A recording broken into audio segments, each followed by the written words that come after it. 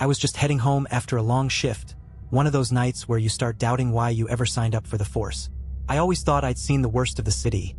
The junkies, the gang fights, the bloodstains on grimy sidewalks. But this night was about to prove me wrong. My radio crackled as I reached for my car door, nearly making me drop my keys. We've got a possible 10 to 67. An unknown disturbance, south of the pier by Dock 17. Units respond. A shiver crawled up my spine. Dock 17 was practically abandoned. Rotting warehouses and empty ships. A ghost town at night. I could already feel the dread soaking into my bones, but I couldn't ignore the call. I sighed, put the cruiser in gear, and took off toward the dock. When I arrived, it was pitch black. The only light came from my headlights and the faint glow of the city in the distance.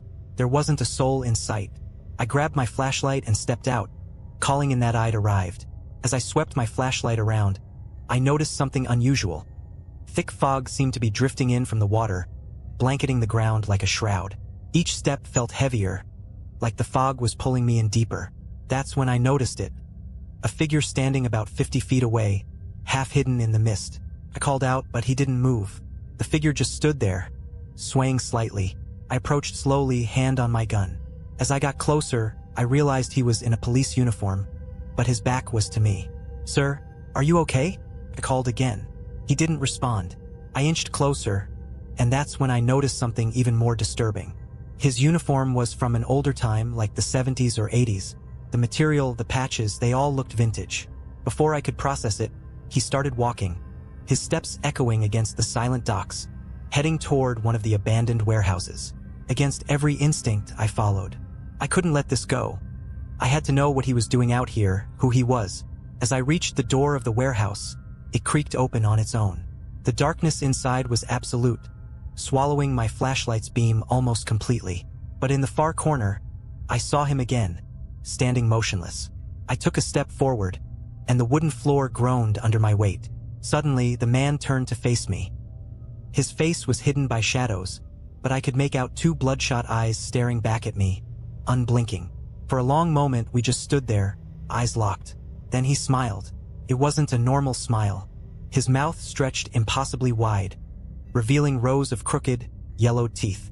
His eyes were glassy, lifeless. In that moment, a memory flashed in my mind, something I'd read in an old precinct file. Back in the 80s, a cop had disappeared on these very docks during a drug raid gone wrong. They'd never found his body, just his badge, washed up on shore weeks later. I took a step back, trying to steady my breathing. But the man, he started moving toward me. Not walking, but gliding, his feet hovering inches above the ground. My hand flew to my gun, but no matter how hard I tried, I couldn't pull it out of the holster. It was like I was paralyzed, trapped in his gaze. "Come join me," he rasped, his voice barely a whisper but somehow filling the entire warehouse. With a desperate burst of adrenaline, I broke free from the trance and stumbled backward.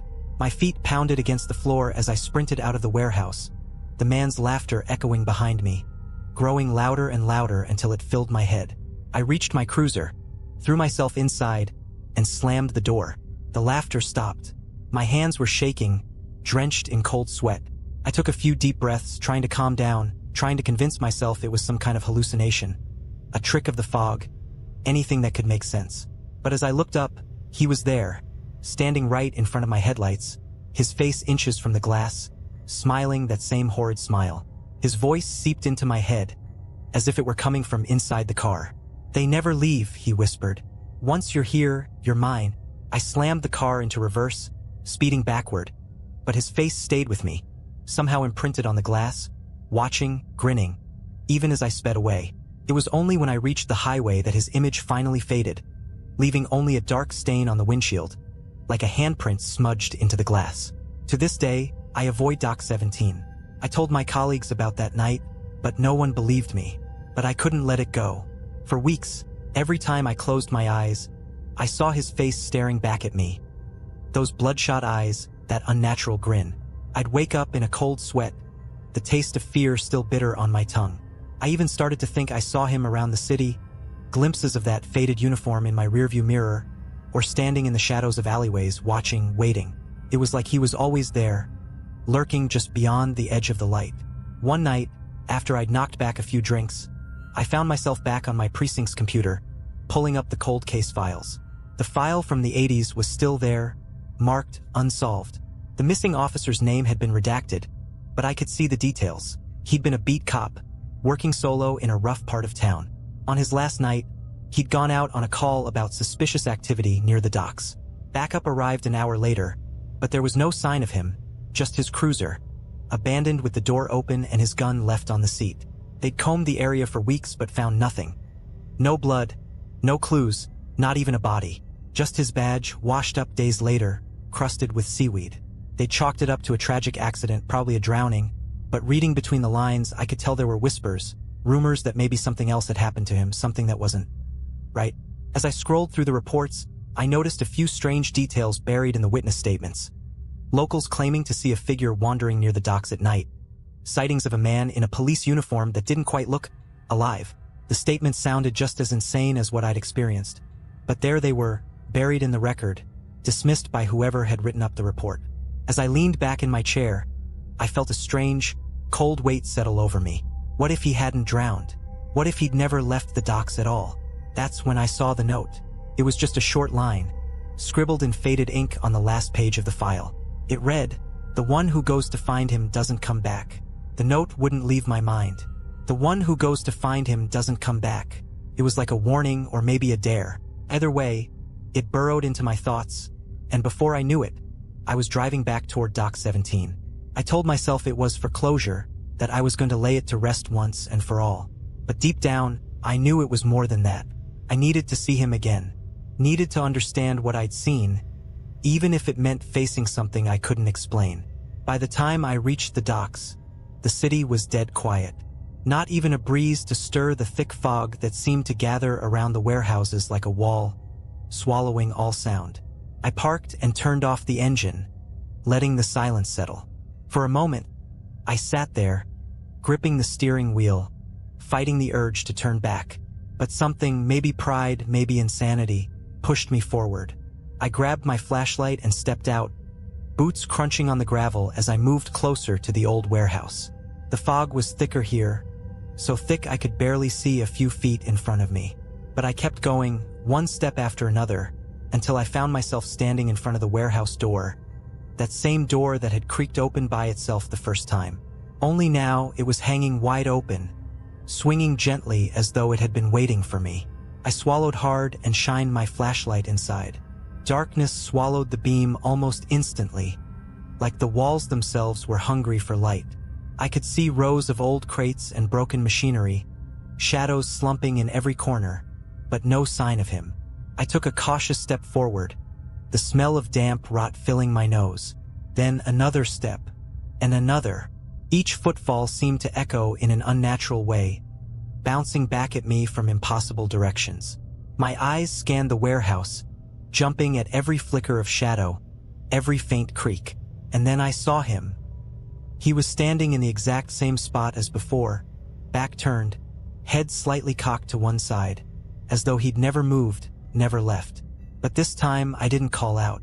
I just watched, feeling my heart slam against my ribs as I took in the details I'd missed the first time. The uniform he wore looked decayed, frayed at the edges, and his skin, what little I could see of it, was pallid, almost translucent, like he wasn't even real. But the worst part was his breathing. I could hear it, shallow and ragged, like something rattling inside his chest, scraping against his ribs with each breath. He turned slowly, deliberately, until he was facing me again.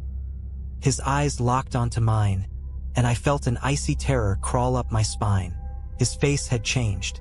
The grin was gone, replaced by an expression of something else.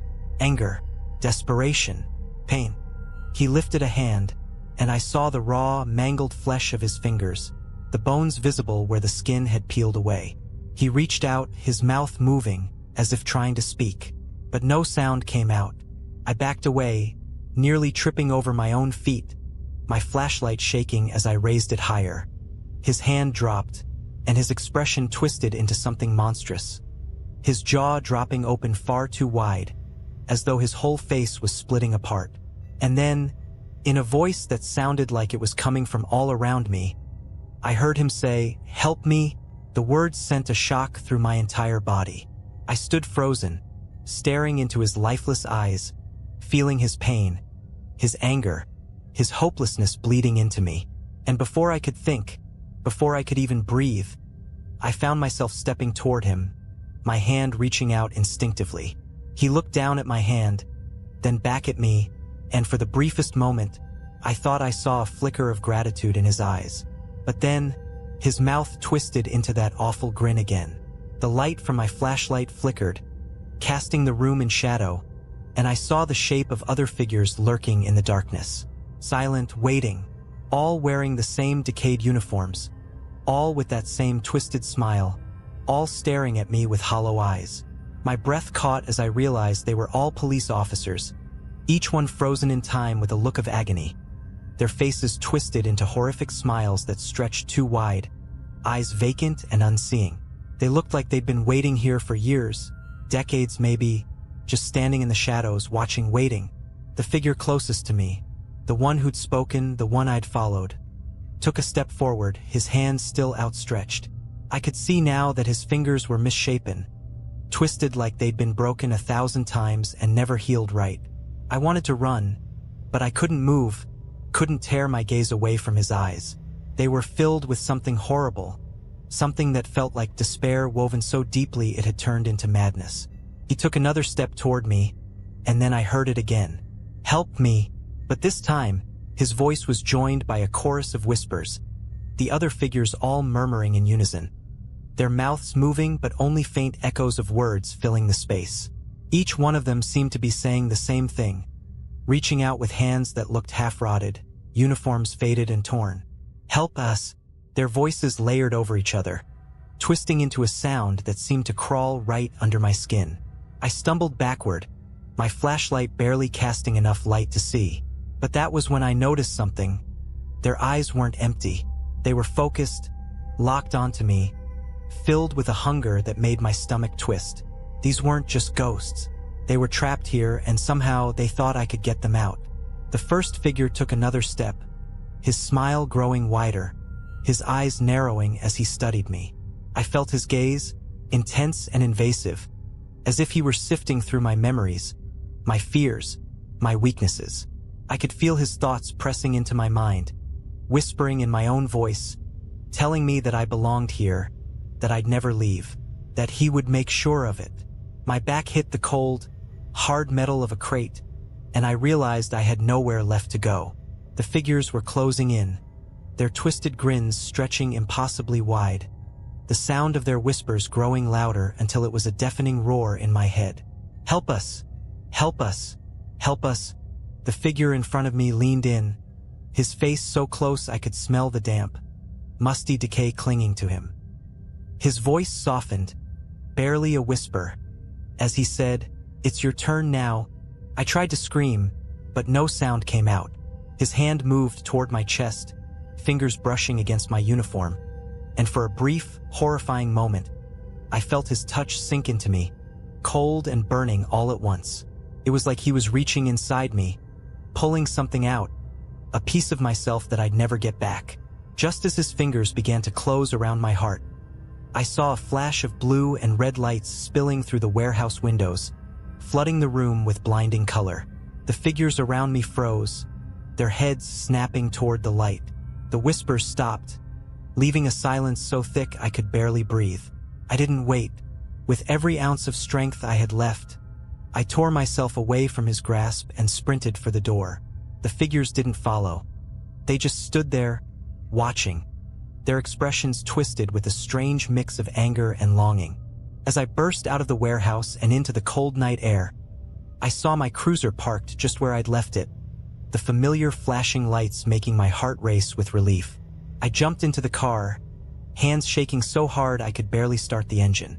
But as I drove away, speeding back toward the city, I made the mistake of looking in my rearview mirror. They were there, standing at the edge of the dock, their hollow eyes fixed on me, their twisted smiles visible even from a distance. And in the glow of my brake lights, I saw one of them lift a hand, waving me back, as if they knew I would come again, as if they knew I wouldn't be able to escape them forever. I haven't gone back to the docks since that night.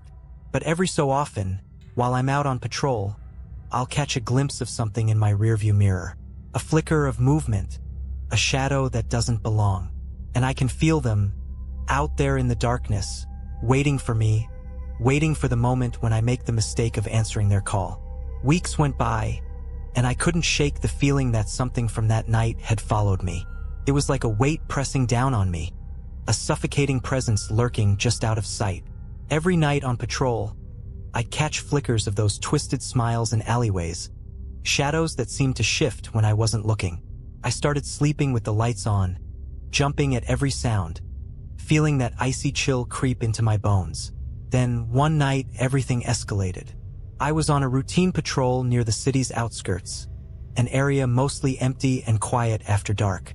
I was supposed to be checking in on a break-in call, but something felt off the moment I arrived. The air felt thick, charged with an unnatural cold, and as I parked my cruiser and stepped out, I realized the streetlights were flickering, casting long shadows across the empty lots. I radioed in, but all I got was static, a low, crackling hiss that seemed to whisper my name. My hand tightened on the radio, and that's when I saw it. A figure standing beneath a broken streetlight, just a silhouette against the dark. My heart sank. I didn't need to see his face to know it was him, the officer from the dock.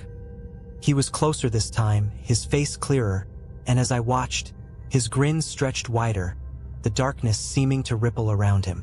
He raised a hand, gesturing for me to come closer, as if inviting me into his world of shadows. Against my better judgment, I took a step forward, then another. It was like he had some hold over me, drawing me in. Every step felt heavier, like I was wading through thick, suffocating fog. And as I got closer, I realized he wasn't alone.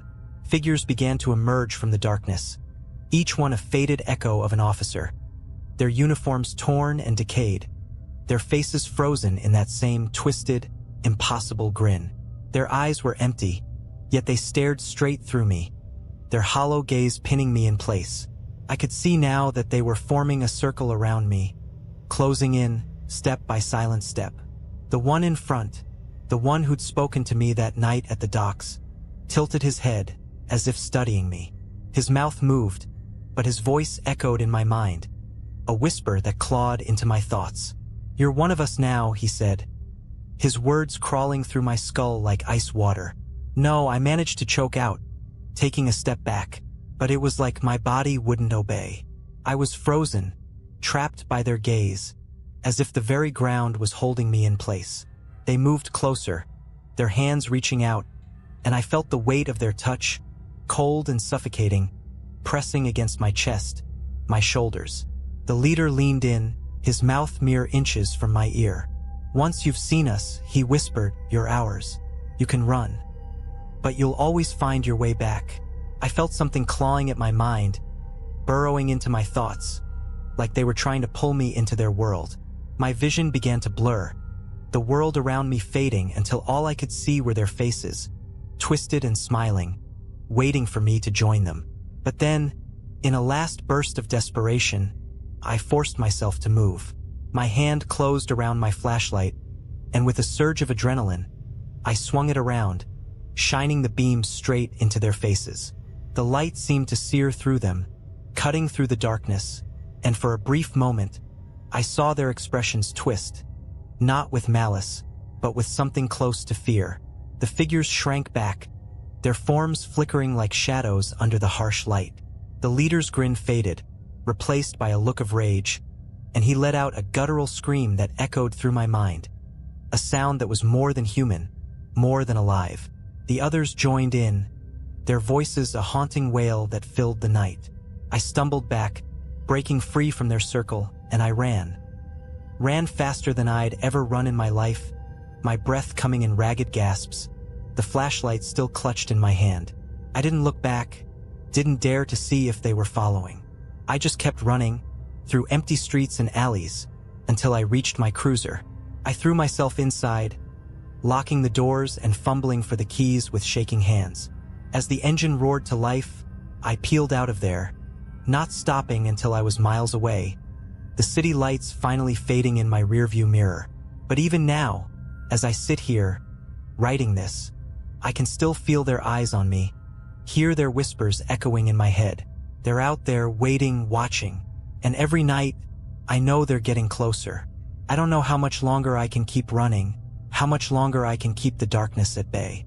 But one thing is certain. Once you see them, once you feel their touch, there's no going back. They'll haunt you, follow you, until you're one of them. And one day, I know I'll find myself back at those docks, stepping into the shadows to join them for good. I knew that I couldn't keep living like this, caught between the world of the living and whatever those things were. They had latched onto me, pulling me closer to them every night, and I could feel it. The nightmares had gotten worse. I'd wake up with the sheets soaked, the sound of those whispering voices still rattling in my head. And it wasn't just at night anymore. I'd catch glimpses of them in reflections, shadows in the glass of my squad car, staring back at me from the depths of mirrors in dark hallways. They were everywhere, waiting for me to slip up. It finally pushed me over the edge one night when I was filling out paperwork at the station. I was the last one there, working under the flickering fluorescent lights, the silence pressing in around me. I was barely focusing, lost in my own thoughts, when I heard a faint tap from the hallway outside my office. I froze, holding my breath, listening. Tap, tap, tap. The sound was slow, deliberate, getting closer with each step. I glanced at the clock. It was past 3 a.m. Nobody else should have been in the building. I called out, but my voice sounded small, weak, swallowed by the darkness creeping in from the hallway. The footsteps stopped just outside my door. My heart pounded in my chest as I stared, half expecting someone to burst in. But the silence stretched on. Then, just as I thought I'd imagined it, a shadow appeared in the thin strip of glass on the door.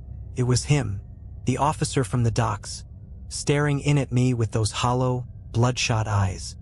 His face was pressed up against the glass, his expression blank, lifeless.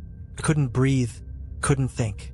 The air grew thick, and I was paralyzed, just staring into those dead, empty eyes. Then he started smiling, slowly, his lips curled up, stretching wider and wider until it was more like a grimace, teeth bared in a mockery of human expression.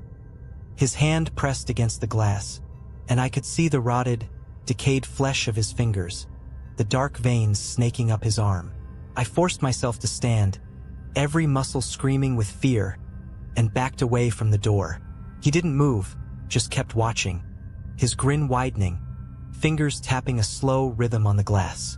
And then, as if he sensed my terror, he mouthed 2 words, "Join us." The lights in the station flickered and went out, plunging the room into darkness. My heart stopped. I stumbled backward, fumbling for my flashlight, and when I flicked it on, the beam cut through the dark, bouncing off the walls. But when I pointed it back at the door, he was gone. The glass was empty, just my own terrified reflection staring back at me. I didn't wait. I grabbed my keys and bolted out of the office, heart racing, barely able to keep the flashlight steady. As I ran down the hallway, I could feel them behind me, shadows slipping out of the walls, figures watching me from the corners of my vision, always just out of reach. I burst out of the station, gasping for air, the cold night hitting me like a slap. But I didn't stop. I ran to my car, threw myself inside, and took off, driving aimlessly through the empty streets, trying to put as much distance as possible between me and whatever was haunting me. After that night, I didn't go back to the station. I called in, made excuses, tried to stay away from anything that reminded me of them. But it didn't help. They were always there, in my mirrors, my windows, my dreams. And no matter how far I drove, how many lights I left on, I couldn't escape them. It was then that I realized what they wanted. They didn't just want to haunt me. They wanted to replace me, to drag me into their world and make me one of them. A ghost, a hollow echo, doomed to wander the empty streets, forever watching and waiting for the next unlucky soul. Now, as I write this, I know my time is running out. I can feel them getting closer, their whispers louder, clawing at the edges of my mind. I don't know how much longer I can resist. Maybe this is how it ends. Maybe I'm just the latest in a long line of officers who thought they could handle the dark secrets of this city, only to be consumed by them. So if you're reading this and you find yourself at Dock 17, if you see a figure in a faded uniform staring at you from the shadows, don't go any closer. Don't look into their eyes, and for the love of God, don't listen to their whispers. Turn around, walk away, and whatever you do, don't let them in. I thought that by writing it down, I'd be able to put it behind me. But they say that when you give something a name, when you acknowledge it, you're inviting it in. And that's exactly what happened. The following night, I was trying to sleep, exhaustion settling deep in my bones, but every time I closed my eyes, I saw them. Those twisted smiles, the hollow eyes watching me from the darkness. I finally drifted off, but it wasn't a restful sleep. It was the kind of sleep where you're half aware, caught between dreams and waking, knowing something's wrong but unable to move. And then I heard it, the tapping. It was faint at first, like a gentle knock, but it grew louder, more insistent, until it was echoing through my skull. Tap, tap, tap. My eyes snapped open, heart pounding, and I realized with a jolt that it wasn't in my head. It was coming from the window. I sat up, slowly, every instinct screaming at me not to look. But something deeper, something dark and twisted inside me, compelled me to turn. My bedroom was drenched in shadow, save for the faint light of the street lamp outside, casting long shadows across the room. And there, silhouetted against the window, was a figure. It was him, the officer. His face was pressed against the glass, just like it had been at the station, his eyes fixed on me, unblinking. His smile stretched impossibly wide, lips splitting and peeling back to reveal yellowed teeth, and his fingers tapped against the glass in that same rhythmic pattern. Tap, tap, tap. I tried to scream, but no sound came out. My body was frozen, locked in place by his gaze, and all I could do was watch as he slowly lifted a hand, pressing it flat against the window, his grin widening. Behind him, in the shadows beyond the glass, I saw movement. Other figures half-formed, their eyes gleaming with that same unholy hunger. They were all watching me, waiting, like wolves circling their prey. "Come with us," he whispered, his voice slithering into my mind, filling every corner, every thought. "You're one of us now." I felt something cold seep into my chest, like icy fingers wrapping around my heart, pulling me toward him.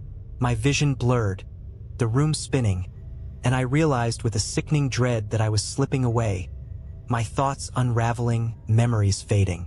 I could see flashes of my life, moments with friends, with family, laughing, living, and each one felt more distant, like they belonged to someone else.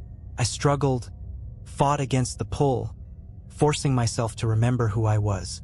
But his voice was there, drowning out my own, whispering promises of eternal peace, of a place where I wouldn't have to fight anymore, a place where I could rest forever. I don't know how I managed it, but somehow I tore my gaze away from him, breaking the trance. I stumbled out of bed, grabbing my phone, my hands shaking as I dialed the only person I could think of who might believe me, my old partner, Jackson. He was off the force now, retired after a nasty accident, but he'd seen things. He knew the kind of darkness that lurked in this city. The phone rang once, twice, and then his groggy voice answered. "Hello?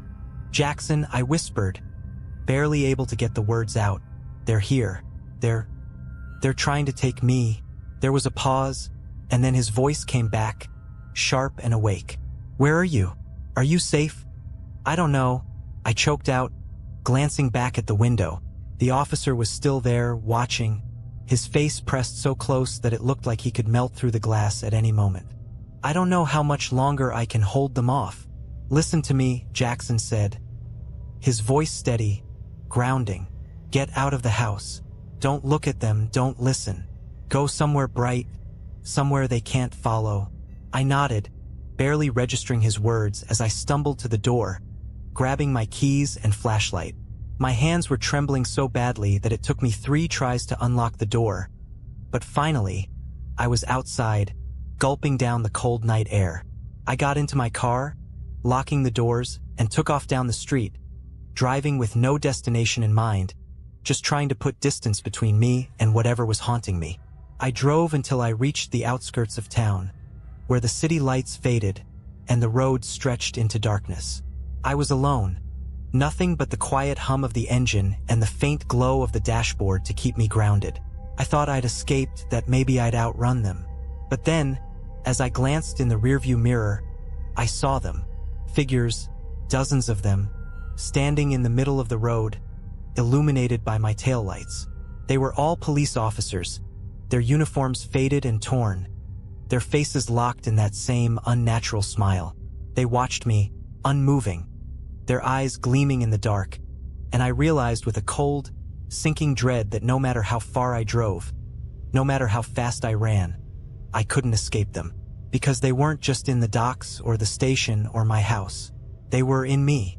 I felt it then, the cold, creeping sensation spreading through my veins, freezing me from the inside out. I knew what it meant, knew what I'd become. And as I sat there, staring into the faces of the dead, I finally understood the truth. I wasn't running from them. I was joining them. With a final, shuddering breath, I turned off the engine and stepped out of the car, walking toward the figures, my own face splitting into a wide, unnatural smile. And as I joined their ranks, I felt a strange peace settle over me, a quiet acceptance. Because in the end, we're all just shadows, waiting to be seen. I took that first step toward the figures, feeling an eerie calm settle over me. The fear, the desperation, even the memories, they all started to fade, replaced by a hollow kind of peace. My mind was no longer my own. It felt like I was drifting in a fog, barely aware of my own movements. I was becoming one of them. But then, out of nowhere, I heard something. Faint at first, but growing louder, cutting through the fog like a lifeline. The sound of a car engine. Headlights beamed down the road, illuminating me and the row of spectral officers standing at attention in the middle of the street. The car came to a screeching halt, and I squinted, trying to make out who was inside. The door swung open, and a familiar voice broke through the night. "Hey, get away from them." It was Jackson. I could barely process it, but he was there, standing outside his car, a flashlight in one hand, looking straight at me. The light cut through the fog, reaching my eyes, piercing the trance like a blade. For a split second, I was myself again, staring at him in disbelief, feeling the weight of reality slam back into me. "Jackson," I managed, but my voice was weak, barely a whisper. He took a step closer, the beam of his flashlight illuminating my face. His eyes were wide, full of fear but also determination. "You don't have to do this. You're still here, I can see it. Don't let them take you." The figures behind me began to stir, their hollow eyes turning toward Jackson, expressions twisting into a look of raw, animalistic fury. Their smiles faded, replaced by something dark, something hungry. One of them stepped forward, reaching a withered hand toward him, fingers curling like claws. "Get out of here," I croaked, finding my voice. "They'll take you too." Jackson shook his head, defiant. "Not tonight. I didn't come here to lose you." With that, he reached into his coat and pulled out something I hadn't expected. A handful of road flares. He struck one, the bright, searing red flame casting a harsh light over the road, illuminating every shadow, every twisted face. The figures recoiled, their eyes narrowing against the sudden brightness, hissing like wild animals, their shapes flickering in and out of focus. Jackson threw the flare onto the ground between us, the red light cutting a line between me and the dead. The figures shrank back, their forms wavering, as though the light was burning them. For a moment, they seemed almost afraid, their hollow eyes darting between the flare and Jackson. "Come on," Jackson shouted, reaching out a hand toward me. "You have to fight it. This is your last chance." I hesitated, feeling the pull of the figures behind me, their silent promises of peace, of release, of a world without fear or pain. But then I looked at Jackson, his face full of raw determination, and something inside me snapped, a sliver of defiance that cut through the fog. With every ounce of strength I had left, I staggered toward him, my body feeling heavy, as if I were dragging chains. The figures hissed, their faces twisting with rage, but they didn't step forward, held back by the light of the flare. I reached Jackson, grabbing his outstretched hand. The warmth of his grip sent a shock through my body, grounding me, pulling me fully back into myself. Together, we stumbled toward his car, the flare's light casting long shadows behind us. Just as we reached the car door, I made the mistake of looking back. The figures were standing at the edge of the red light, their faces twisted into expressions of pure hatred, their eyes locked onto mine. And in that moment, I realized the truth. They weren't just angry. They were waiting. Jackson started the engine, and we sped off into the night, leaving the figures behind in the glow of the flare. But even as we drove away, I couldn't shake the feeling that I hadn't truly escaped, that a part of me was still back there, standing among them in the dark. After a few minutes of silence, Jackson finally spoke, his voice low and grim. "They're not gone, are they?" I shook my head, staring out the window at the passing shadows. "No, they'll never be gone. Not for me." Jackson nodded, his expression heavy. "But you're still here. That's what matters." I didn't respond, because deep down, I knew that this wasn't the end. The dead don't just let go. They wait, and someday, somewhere, they'll come for me again. And when that day comes, I don't know if I'll have the strength to resist. The weeks that followed felt like I was living in borrowed time. Jackson checked in on me regularly, trying to keep me grounded, but I could see it in his eyes. He knew, just like I did, that it was only a matter of time before they came back. We both avoided talking about that night, as if not speaking of it would keep the shadows at bay.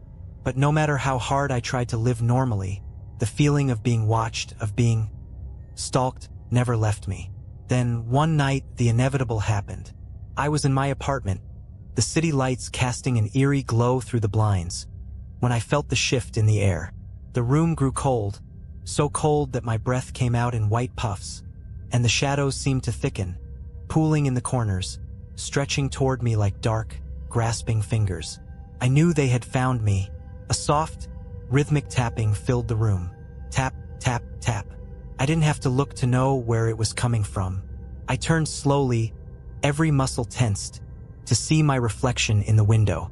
But instead of my own face staring back, I saw him, the officer from the docks, his face pressed against the glass, his eyes hollow, empty, yet somehow filled with that sickening hunger. His smile stretched wider, splitting his pale skin until it looked like his mouth might tear open. "Come back to us," he whispered, his voice barely audible, yet it filled my head, drowning out my own thoughts. "You were meant to join us.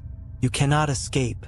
The shadows in the room began to pulse, creeping closer, swirling around me.